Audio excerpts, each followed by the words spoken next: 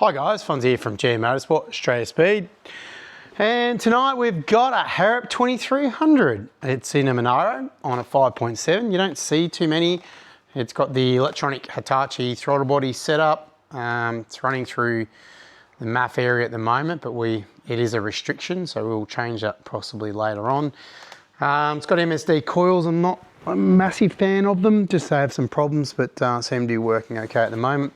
Of course, it's got our CNC heads, and it's got an SR cam, which is actually working extremely well with these short runner top mount blowers. Just because it's a PD blower, I hear, oh, it's got a PD cam.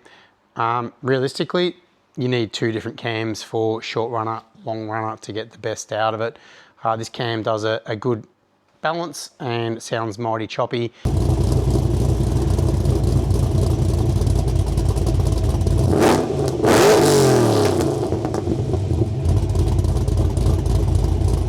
And even for this thing, it's a stock bottom end, so it's making plenty of power, and you can see the graph probably going pretty north still. But at the end of the day, we're only got stock little 5.7 underneath. So let's hit the rollers. It's pretty neat, and guys have done a good install, and we'll show you what it can do. Let's go.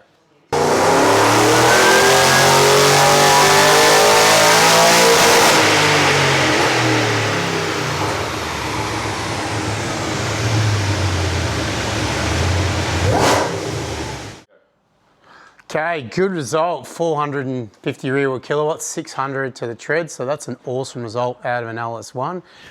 We only have, as I said, stock pistons, and basically, yeah, it's just a bolt-on deal, so we don't want to go too hard. Transmission as well, it's only a one-touch button with the trans, so that was in a locked mode. Now, that's how we got to the extra 450 kilowatts from the previous runs. So everything's working correctly, so I'm sure you'll enjoy the car. Enjoy.